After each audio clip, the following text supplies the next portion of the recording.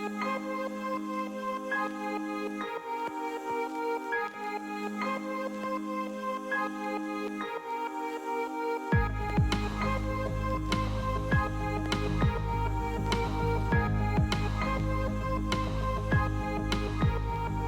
hello and welcome back to our mini-series on the letter that Paul wrote to Christians in Philippi. Paul writing from lockdown, but yet so full of joy. And we began last time looking at this phrase which occurs 3 times in his letter, rejoice in the Lord. And this key idea that actually it's our closeness with God through Jesus that should be a source of such joy for us as Christians, whatever our circumstances. That felt like the right place and the most important place to start. But today I'd like to draw our attention to maybe an unexpected consequence of Paul's house arrest. Because you would have thought that with the key leader of the emerging church contained, imprisoned, kept in one place, that the whole growth of the church movement would have stopped. You would have thought with its key messenger, the one who's so gifted by God to speak to crowds and through whose message so many people came to faith, with him out of action, you would have thought the whole Jesus movement would have ground to a halt.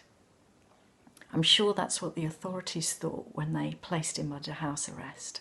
Take him out of the picture, you've stopped this whole thing growing and thriving. But that's not how it turns out.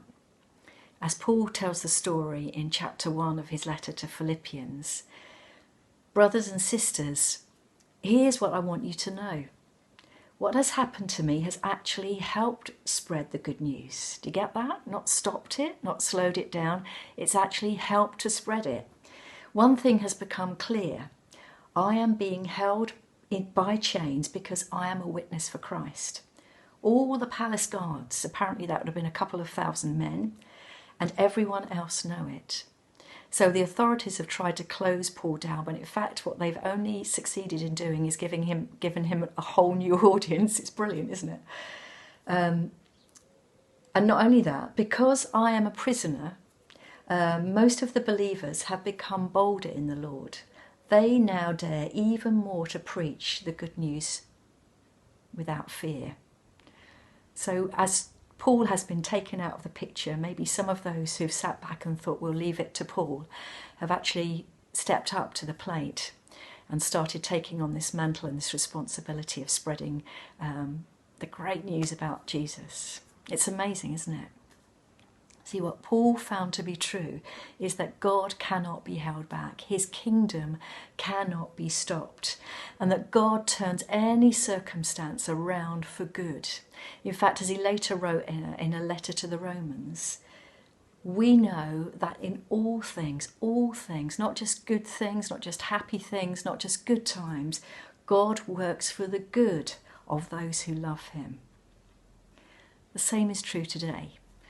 Coronavirus might have brought the whole world to its knees, but God is still in control. God is still at work. His kingdom is still advancing.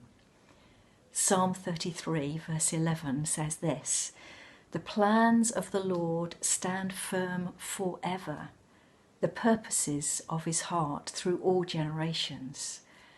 And as Paul says, because of this I rejoice. And I hope we can too. Have a great day, and I'll see you next time.